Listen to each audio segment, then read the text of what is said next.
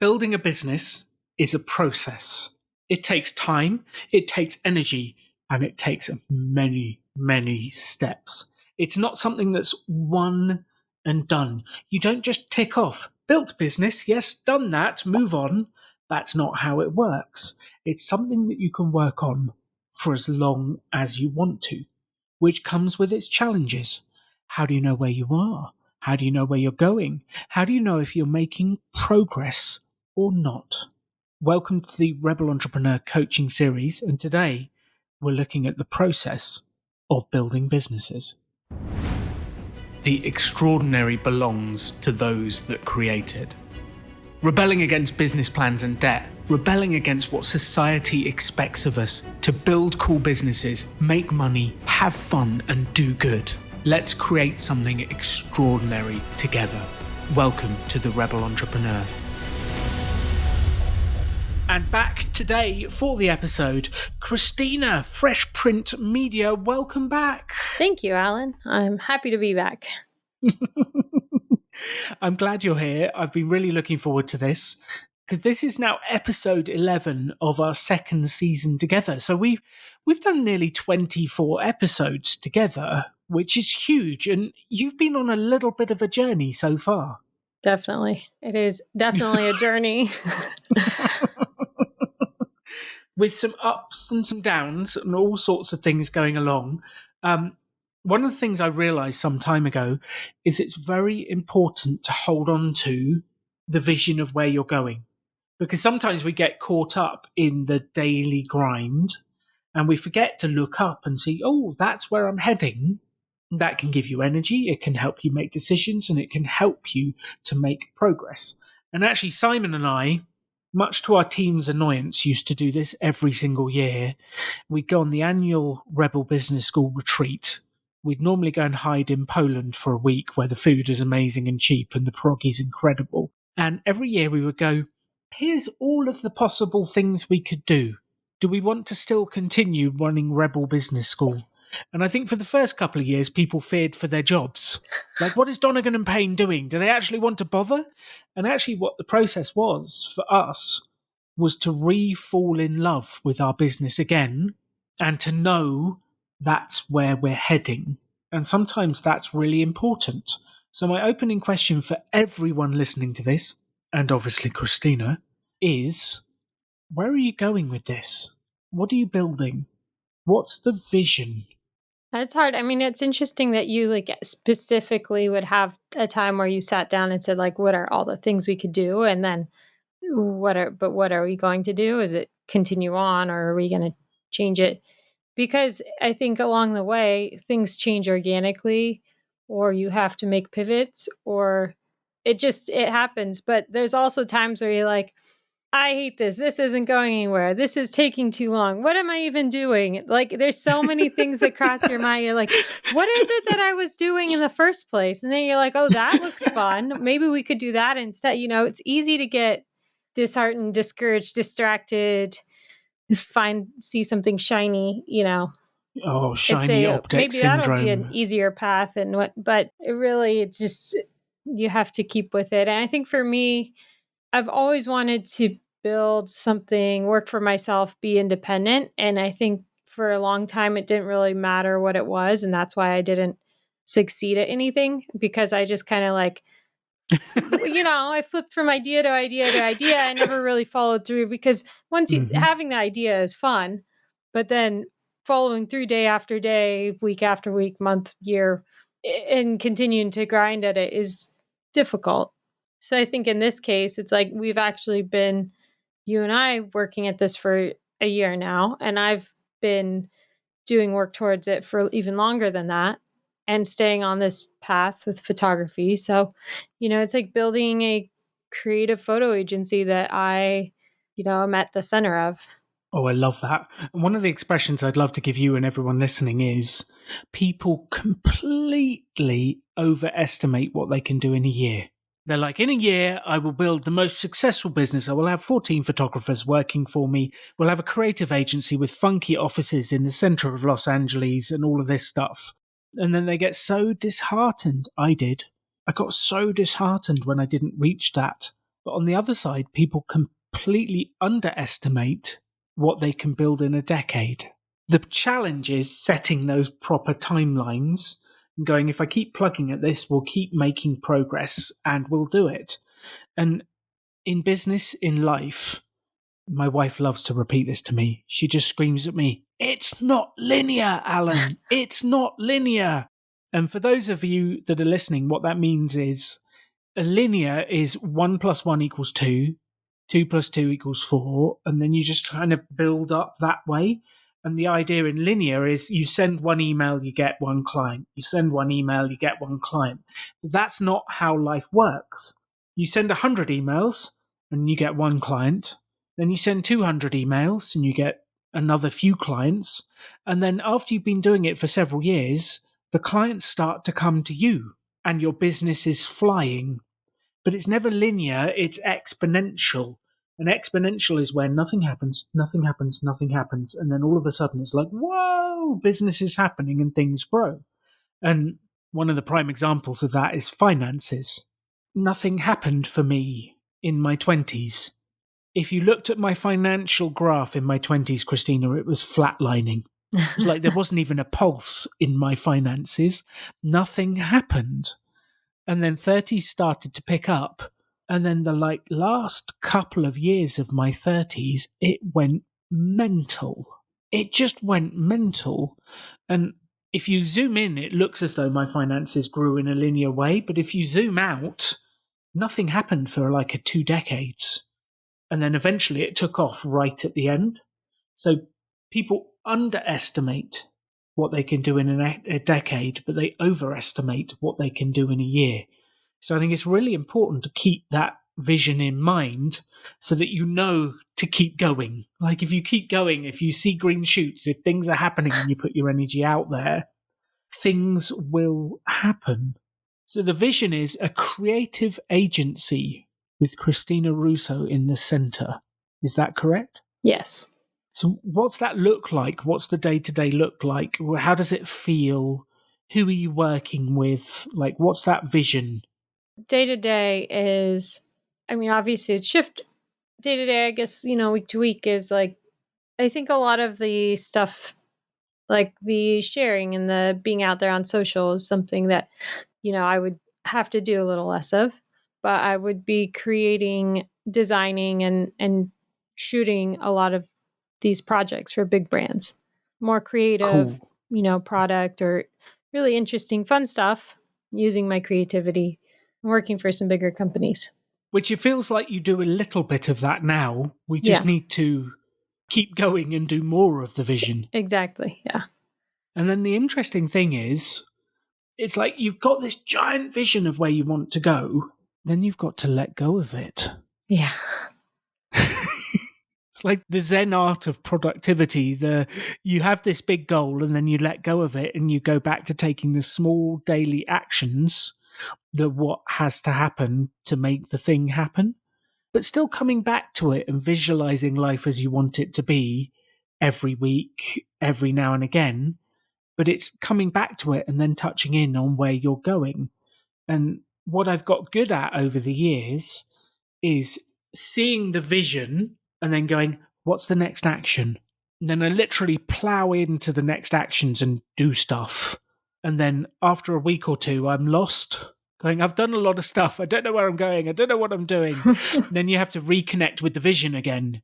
Yeah. And that gives you a whole host of new energy, new directions, and you see that you've made progress and you keep going. Does that kind of make any sense? Yeah, definitely.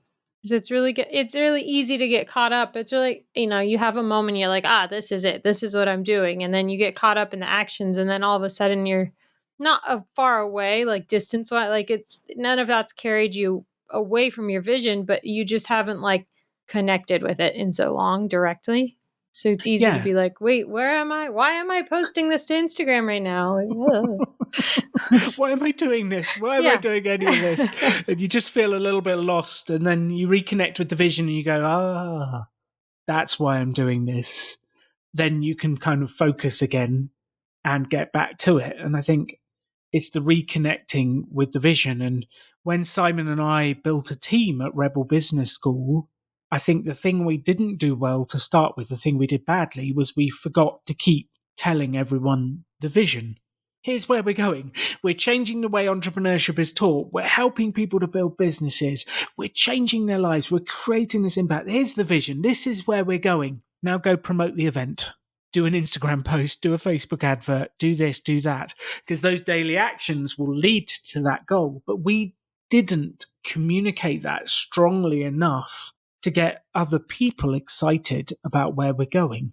And actually, as a business owner, it's your job to get the people around you excited, and it's your job to get you excited. It's your job to give you the energy. So it's that vision down to the daily actions. And we've got pretty good at this season at going, okay, what's the vision? What are we going to do about this? And I definitely ask you that awkward question at the end of every episode, which is based on all we've talked about. What are you going to do, Christina? I'm going to ask you a different question now, because this is actually one that really struck me probably about 7 or 8 years ago and made me really think in a different way. So, based on this vision, the vision is you're the creative at the center of an agency, working with big brands, doing cool projects. That's the vision. Who do you have to become to achieve this vision? And for everyone listening, this is a really important question. Who? Who do you have to become to achieve your vision? So, Christina, who do you need to become? I think it's tough because you definitely need, there's so many elements, right? I think definitely there's some sense of organization and tracking. Like you have to be aware of everything, have a certain level of organization, and have some way that you're checking in and keeping all the balls in the air. You have to be an organized person, I guess, really.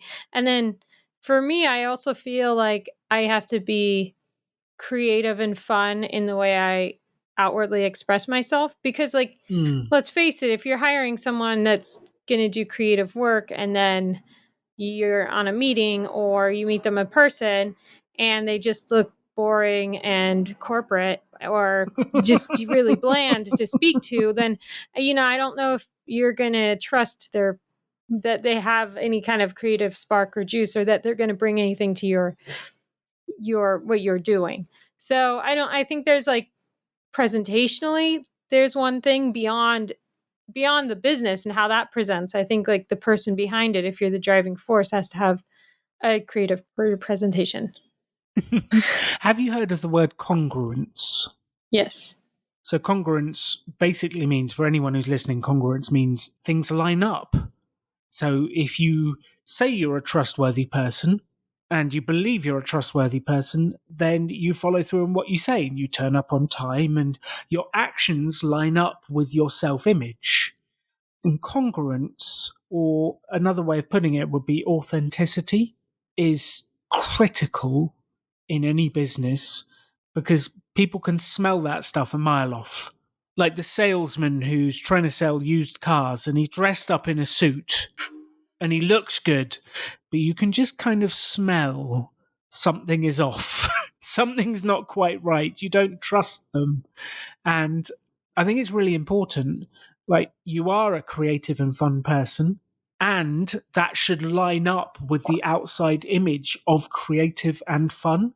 And actually, if we look creative and fun and we are organized and professional, and like all of those things line up, that's when people really trust what we're doing.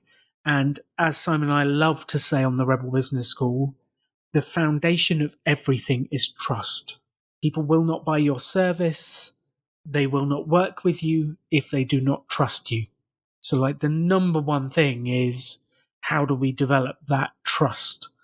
And the trust is when you say you're going to do something, you do it, you follow through, you look the way you sound the way you say. If you promise you'll do something, you do it. Like, it all lines up, and you are who you are.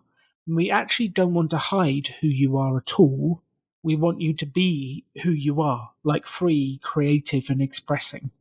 And so there's that authenticity piece. So we've got who does Christina need to be to build this business? We've got organized, the disciplined, and making sure everything's working. We've got creative and fun. If there was someone running this creative agency, there's another question for you. Is there a team with you, or is it just you? In the long term, yes. I mean, Hmm. right this moment, it's mostly me. I have a little help, but yeah, I mean, eventually, I would love to have people working with me, not just, I don't know if they're full time or part time based on, because it's great to have an on-set assistant for shooting days, and it's great to have someone to help me with post production, going through images, potentially editing. And I don't know if that could be a same person that's full time or that is different people. It really depends on skill sets and finding the right fit. It's very important to find the right fit, especially in a creative endeavor, because you need people that have similar taste and style, or complementary taste and style that adds. Um, and one of the big reasons that I really do want down the line to have, more people or involved in a regular basis is because I think that it feeds the energy of like being with people and creating together. It it feeds the project, and I think they're better. You all not only have more eyes on it to say, "Oh, look at that little piece of dust," or this or that, but you just have like when you're working with people you gel with, stuff comes out better. There's good energy. So I think that's very important to me, and that's one of the things that working by myself, self-employed, is that I've kind of missed a little and try to bring it in when I can. I think that's why eventually I want it to be where I do have some people that are regularly involved. Yeah, it makes such a difference when you're working with someone who's got good energy. Don't tell Simon this, but I love working with him. He is full of energy, full of bounce. He has this way of taking my ideas and playing them back to me. And he says I'm a really good balance for him because he kind of throws out a bunch of word noodle ideas, and I pick the idea that's the chestnut in the middle and go, we should do this. And he goes, yes. And then we've done it by the end of the meeting, and we just work really well together. And it is incredible when you get someone to bounce off, but that doesn't have to be someone you hire. It can be another business owner that you work together with on separate projects. It could be someone who drafts in for bigger projects. There's all sorts of people, and actually drafting someone in, it can work really, really well. You find someone cool you love and you win a project big enough for both of you.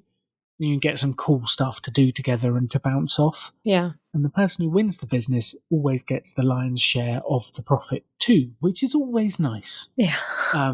So, who do you have to become? Organized, tracking things, creative, and fun. Is there any other characteristics, skills, like titles? Who do you need to become? Who would be head of this Christina Russo Enterprises?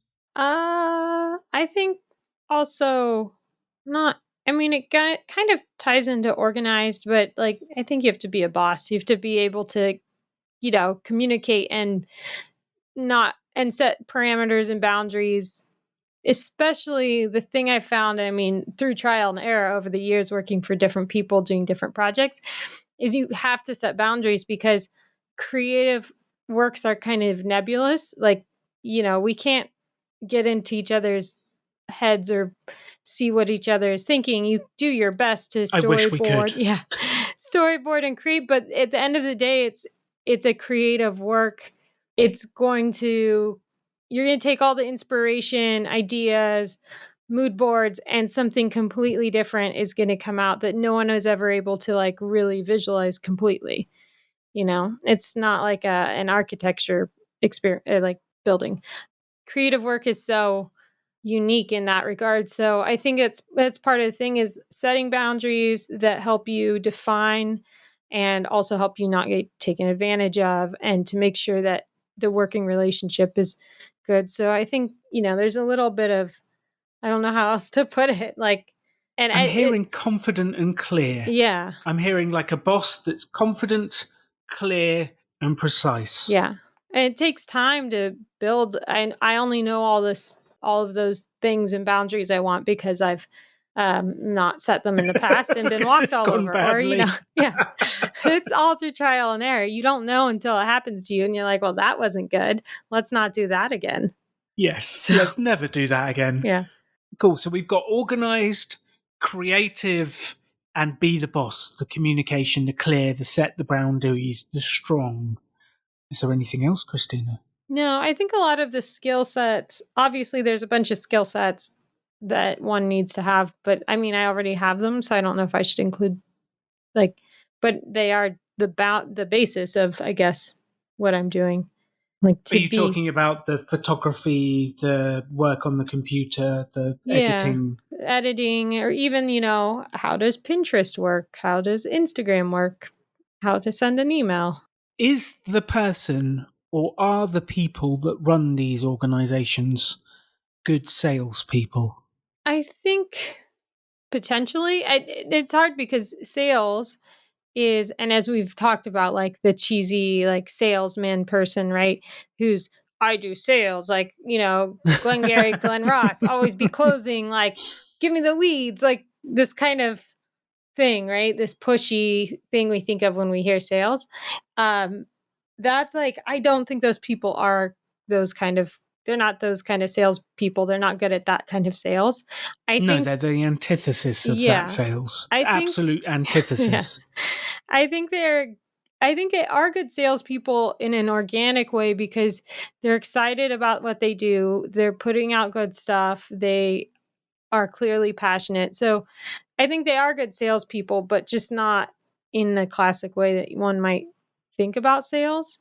It's interesting because quite often the person who builds the business, if a business is successful, they become their best salesperson. Like they're the person. I don't necessarily would you, well, here's the question. Christina, would you see me as one of those pushy type salespeople that you just described? No, not at all. But you're very passionate and like energetic. So I feel like if you're telling me about something you really like, then I'm like, well, I should check that out because you're really into it. And I got very excited this week because I've sold the first ever Rebel Finance School. Ooh, So we ran two online that we gave away to people, and we've sold one directly to a housing association in the UK. They bought it for their residents. So we basically launched a new business, and I was back in the sales game. that's Um, exciting. I know. I was doing sales calls. I was speaking to people. I was pitching. I was doing all that stuff. And it happened because I sold. That was it. And I think that view of salespeople, you're absolutely right. You definitely don't want to be like that.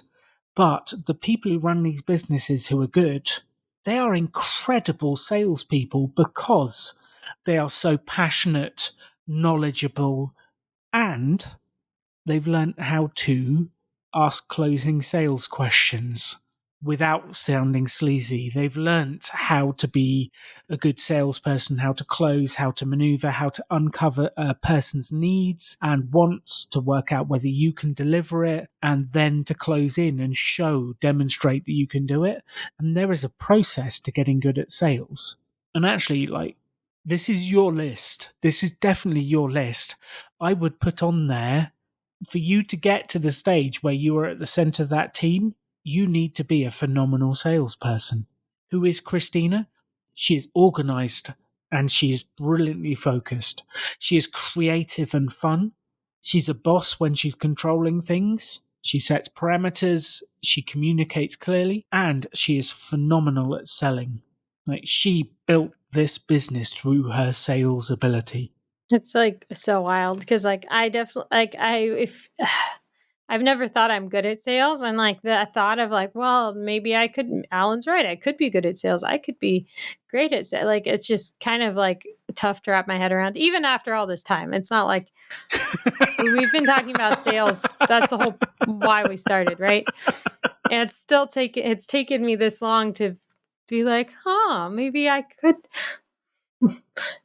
could sell things well. I don't know. So Well, I think it's interesting, isn't it? Because yeah, like, there's this thing of maybe I could, maybe, and you could. Like, sales is a learnt skill. yeah. Taking good photos, like, You are a creative person and you've learnt the skills of how to do this.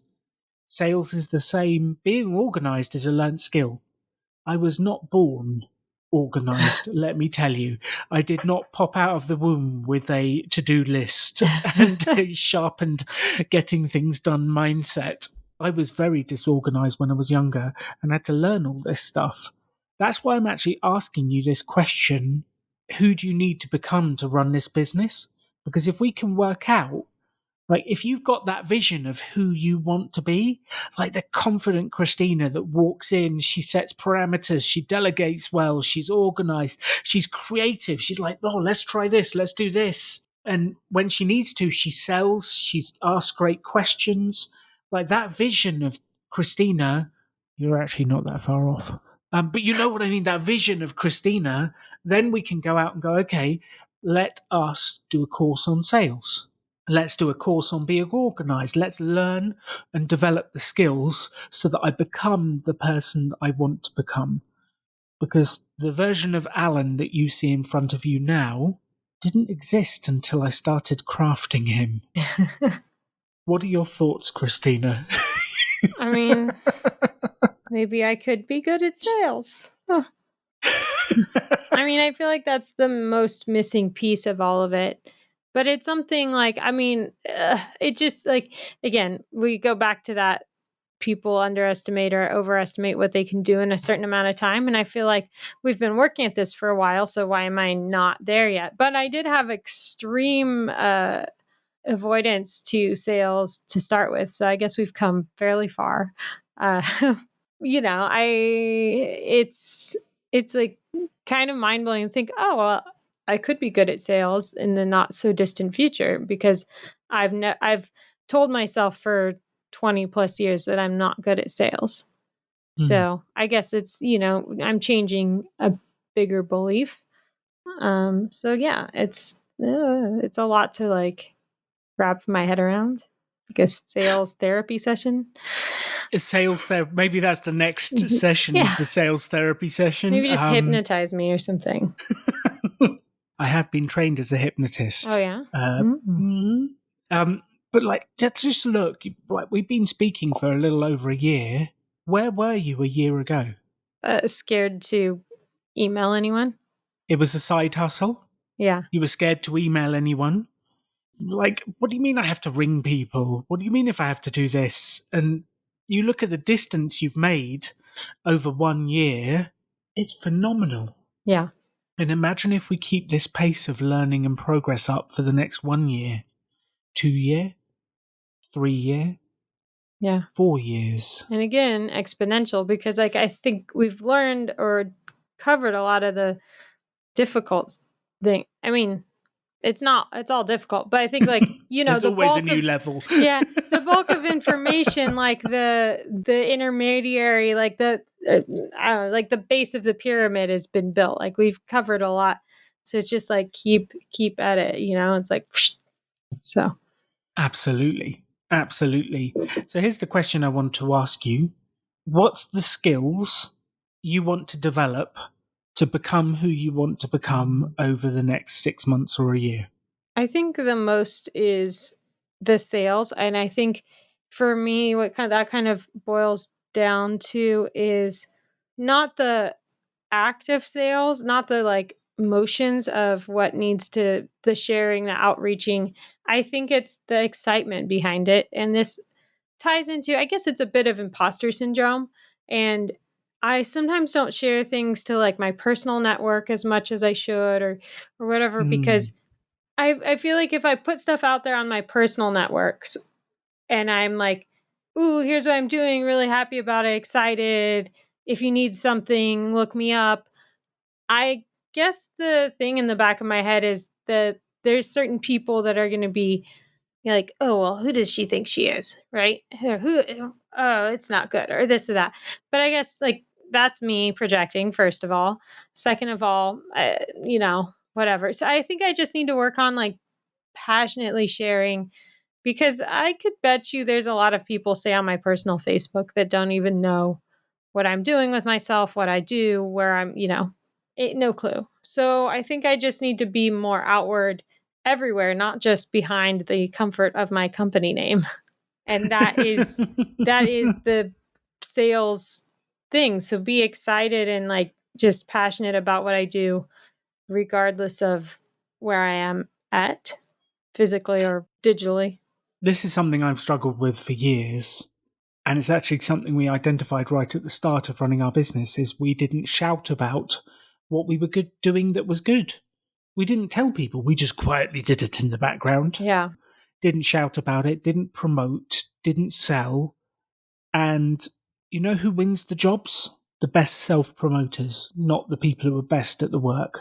And rightly or wrongly, we live in a capitalist society where it's about being noticed and it's about selling yourself and marketing yourself rather than, like, obviously, if you work on both, I'm not saying it's one or the other. Like, if you work on your craft and you do a brilliant job, people will refer you and recommend you and you will find more business.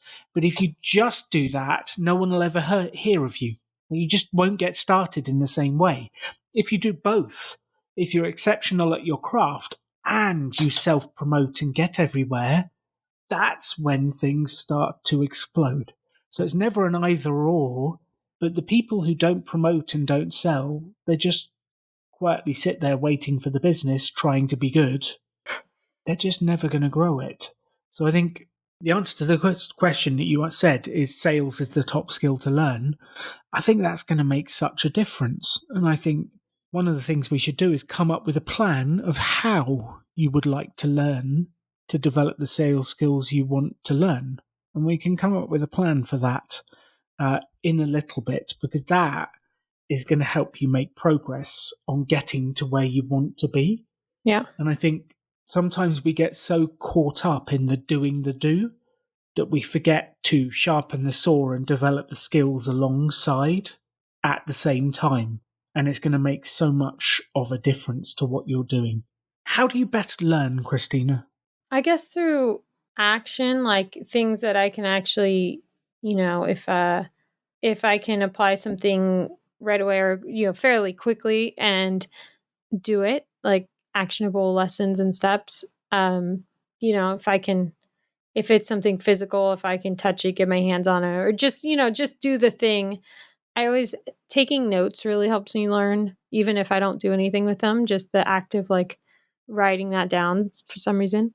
But yeah, I think in general, having actionable learning is really the best. Instead of, it's so easy to just take in information. It's also easy to use that as a procrastination tool.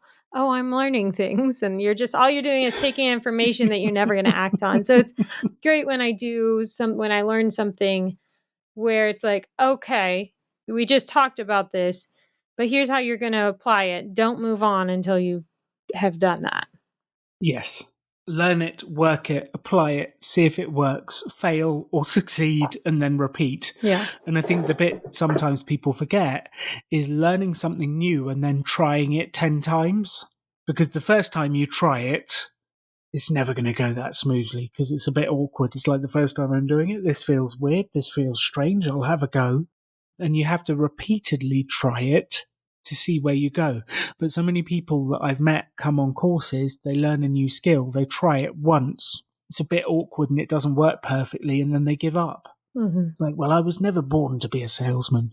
Of course you weren't. No one's born to be a salesman. Keep going and you'll learn it. Keep trying. Keep putting yourself in the situations. Cool. So far this episode, we've looked at what's the big vision and then baking that down into what are we actually going to do and who do we need to become to get to that vision. And that's kind of the crux of this stuff. Then we keep checking back in on the vision and going, are we making progress? And what do we actually do? I guess the next sort of key bit comes from the idea of what gets measured gets improved. Have you heard of that concept? Yes. So if we're not measuring, how do we know if we're going in the right direction? You don't. Because I can confidently tell you that my weight is going in the wrong direction at the moment. Had too much food in America and Oaxaca. It's not good, Christina. But at least I'm knowing I'm going in the wrong direction. I can do something about it. I think quite often people don't even realize they're going in the wrong direction. Then they wake up 20 years later and they're like, whoa, my finances are in a mess or my weight's in a mess. So we need to know what you're measuring to know whether you're heading in the right direction or not. Do you measure and track any numbers for your business, Christine? Yes. What do you measure and track? I measure for my business specifically. I track the emails I send, and then monthly expenses and revenue. And then I also track website traffic, views, and average time spent. And Cool. then I track my social media, like my Instagram and stuff, like if the follower count has improved or not. And then also, what else do I track? There's something else. Oh, I've been keeping track of the Google My Biz, just the page views and stuff. Ooh, I like that. I like that. So let's have a look at these now. Email sent. Are you trending in the right direction? I mean, I send more than 0, so that's something. I'm I'm sending roughly 20 a week. That's cool. Yeah. Sometimes more, sometimes less.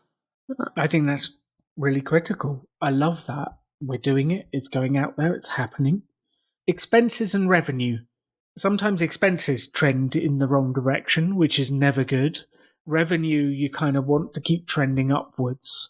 What's the general trend with those? Um, I think like on a yearly or quarterly basis, it's been, good, positive in the revenue and fairly low in the expenses. My overall expenses are fairly low, which is good. Month over month, it just depends, especially like last month I bought a new computer, which of course is a kind of a large expense. So that was a hit. Yes. For that month. So, but obviously, I'm not buying a computer every month. So, I can't also look at just 1 month and be like, oh, I have to No, we say, need to look over time, yeah. definitely, and quarterly is actually a far more reliable direction because with every business there's quiet times and busy times. For us at Rebel Business School, no one wants to run courses over the summer because the kids are off, people are going on holidays. We had dreadful turnover every August, and then we would have dreadful turnover every December because no one wants to run courses whilst Christmas is on. So we kind of looked, are we generally trending the right way? And I think that's the interesting bit here. Website traffic, views, that sort of stuff. How's the trend? Where are we heading from and to? It's good, actually. I mean, it's end of May. And I only think I did that because my planner actually prompts me at the end of each month. It's from this lady. She is in the UK and she runs the Female Entrepreneurs Network or something. And I have her planner, and every month it has like, it prompts you to put in stats. And I think only because it asked me for website traffic, I said, oh, I don't know, maybe I should look at that. And I was like, oh, I can't see any. So, but at the end of May this year, I had 35 sessions, 74 page views, and 53 seconds average time spent. The end of July, which is 2 months later. Yeah. Yep. I had 153 sessions for the month, 369 views, and 1 minute 52 seconds average time spent, which is double the time Wow. and like 5 times the sessions. That's incredible. Yeah. So it's going in the right Yeah. direction. It seems like you're being found. I love that. Which then brings us on to the Google My Business piece. How is your ranking going on that? Because we put some focus on that. You've got some different reviews. The reviews have Yeah. come in. So we've been getting more views. I've done some more tweaking, adding more images, and I changed around my title again a little more, or like kind of what my offering is. And so far so good. So I don't know. I mean, it's hard for me to tell where it's showing up myself because I am involved. But from the report they send me, it's a lot more. I can't find it. I just got it. But the report they sent me, my views were up like 400% or something. Wow. Yeah. It was a lot. It's definitely like It's trended aggressively upwards since we started working on it and making it definable and not confused for a print shop. So, Isn't that interesting? Since we've started focusing on it, it's trended aggressively up. yeah. Has anyone contacted you? Has anything happened? So I actually did get a call yesterday from someone who An found me. actual call? Yeah. Someone rung you? Yeah. I was like, "Oh, this is Christina." He's like, "Is this Fresh Print Media?" Except not like that. He didn't have an accent. Well, he did, but it wasn't one I can replicate. Um, and so it ended up not where he had a very tight turnaround, and I think he ended up working with someone else because they were physically closer to where he was. But it was, good, and I was able to follow up. He said, like maybe something not so urgent in the future, we can talk. So, um, you know, but I was like, wow, it's working. It's like, you know, someone called me. Oh, That's the first step. yeah. That is the first step. That's so exciting that you have inbound calls. Inbound marketing is actually working. And I think some people sometimes forget to get excited about this stuff because they're like, well, it didn't work out. Yeah. It's like, well, someone rang you. No one Yeah. was ringing you a while ago. Now someone rang you. This is amazing. Congratulations. Yeah. Thank you. It was exciting. I was like, why are who's calling me for business? Is this spam? Yeah, no. Kind of caught me off guard. So. Oh, I love that. So it feels as though the business is trending in the right direction. How do you feel? No, I definitely feel like it is. I feel like it's that stage where you just have to keep going. And, whenever anyone talks about finding success, it's always like just before they were like ready to quit, or like they were like ready to quit, say, screw this, throw the towel in. And then they just kept at it. And then they got through that valley in that down moment and that like it's not working and like that's when things went. And so I think I'm in that place where I've got a lot of stuff going positively as far as what I have control over, and now I'm going to see that pay off if I just keep at it. I also If you just started keep a at it. Pinterest last week and I'm happy to say that I have 5 followers, Woo! which is exciting. I mean, it doesn't sound like much because like I have thousands on Instagram, right? But I was like, oh, look at me. I've got 5 followers now. I was like, that's a good number. So, it's a good start. Well, apparently, Pinterest is nothing to do with the number of followers, and it's to do with the amount of traffic and click through it Yeah. brings. Because some of the most successful pins, the accounts don't have very many followers, but the traffic they drive is unbelievable. Yeah. Where can the audience find you on Pinterest? If you're listening to this and on Pinterest, help Christina make Yeah. 10. Yeah. Pin Where me. do they find you? I mean, I'm just on there as Fresh Print Media. I I don't love that. So we can know. find you anywhere as Fresh Print Media. Yeah, I don't know enough about it to know what I'm learning. It's a new thing for me. But I think also I can add it to my website so that you can pin images directly from my website. So that's exciting. That's awesome. Yeah. We're working on learning. I'm trying to make sure that my pins are set up so that people know where they came from if they like it and want to have someone do something similar for them. So yeah, but I'm learning about that. That was just last week. I just set that up. So So you're making huge progress. Things are moving in the right direction. We've got a clear vision. We know where we're going. I feel good about this. yeah, I think we're on the right track. So let's finish up this episode with going, what are you going to do about all of this, Christina?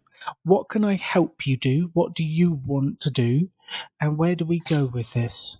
I want to do what I want to realize this vision of me that I think you probably see more than I do, but I'm starting to come around, okay? I'm getting there where I am a salesperson and I can do the sales. And I think part of that is I think the number one thing I can do is be more shouty and excited and sharing on my all my networks, not just to my like business Instagram or etc. So more shouty. I'm going to challenge you on that action, more shouty. What does that actually mean? I think it means sharing projects on like my personal Facebook, even my LinkedIn. I could do more, just more sharing. I think it means sharing stuff to my Facebook and not just being like, oh, here's a thing and like scurrying away. But I think it's like putting it out and saying, hey, I'm really excited to say that like did this magazine shoot and I got the cover, or I'm really proud of some of the work I'm putting out right now. If you haven't checked it out, check out, here's a teaser.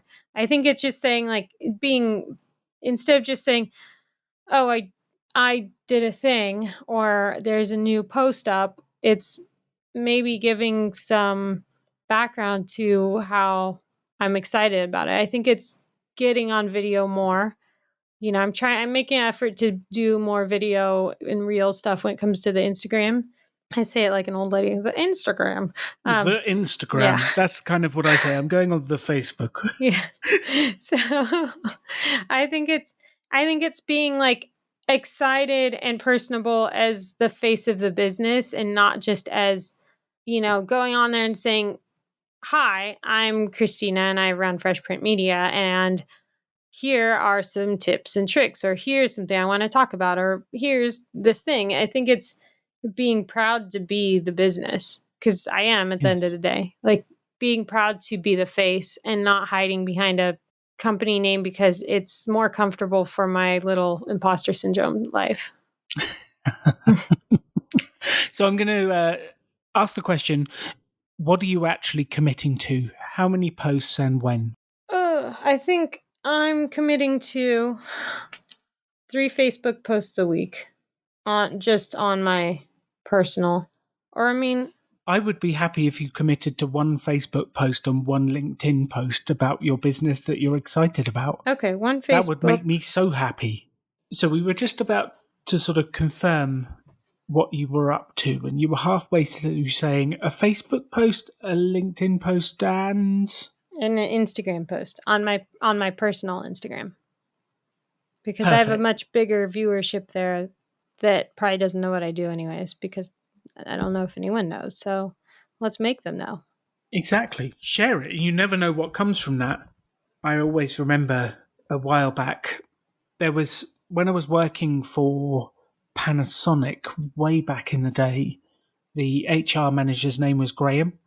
And we lost touch over the years. We were friends played football together when I was at Panasonic, and we were friends on LinkedIn. And then years later, I'm talking probably a decade, when I was starting my business, maybe I was a couple of years in, and I started posting on LinkedIn regularly about what I was doing, he contacted me and said, "Oh, I see you're running training courses. I've moved here." He was at Air Arabia in Hmm. Dubai, and he said, "I need customer service training, and I want a contract to go out to Dubai and deliver customer service training for Air Arabia." But it came from me putting myself out there and telling people what I'd been up to. And you never know where this stuff leads. You have Yeah, no idea who now from your past is actually running businesses that needs your service. it's true. Very true.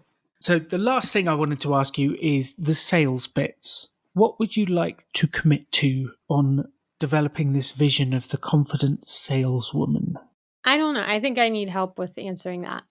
I don't know, like, what will help the most, or what will make the biggest strides in terms of, I guess discomfort. Like, you know, um, but what will have the biggest effect, even if it's the most painful. But I think sometimes, we have to, if you put off the pain, you don't really get anywhere. So, what is that? What should I do? Would you like to commit to an episode on how to learn sales with me? Sure. That was a nervous sure. It sounds scary, but yes, I'll commit to it. I feel like that's the least painful first step, talking to me for an hour on a podcast. Yeah, that I can do. I've done it. I'm not gonna die. 23 times so far. You've survived every single one of them, and you are still here, breathing, living, with sparkling eye contact. You've made it. Woo! Okay, so if you're listening to this right now, tune in for that episode. It'll be so important for all of us. We will be doing how to learn how to sell. And I will come to you with all of my best ideas, all of my best thoughts, what made the most difference for me, because I was in the same place where I couldn't contact people. I had pain with sales, Christina. I was in exactly the same place. And I still have my phobias, but I have improved so much since then. So I will come to you with my best ideas for that. You okay? Okay. You look slightly scared. No, no, I'm good. I promise to ask lots of weird questions. I love that. And that's exactly what we need. Weird questions. Perfect. So we've got posting, we've got sales, we'll make progress. We're measuring what we're doing, and we have a clear vision to check in on. And in a month's time on the podcast, maybe in 3 or 4 episodes, we'll check in on that vision and whether we're making progress towards it again next time. Christina, this has been a huge amount of fun. Yes, it has. I like this a lot. Good episode. Excellent. Excellent. And for those of you who are listening, please, step 1, tune in with your vision. Step 2, work out what you need to measure to know if you're moving towards it, and then start measuring it every month. And then step 3, ask yourself the question, who do I need to become to get to that vision? And that is where the real magic will start to happen. So join Christina and I on a journey to developing the skills we need to be the business people we want to be. Thank you for listening to The Rebel Entrepreneur. You can have any life you want to. Choose to build something cool. Choose to take action. Choose to work to make your dreams become reality. Stand out. Be different. Be yourself. Be a rebel entrepreneur.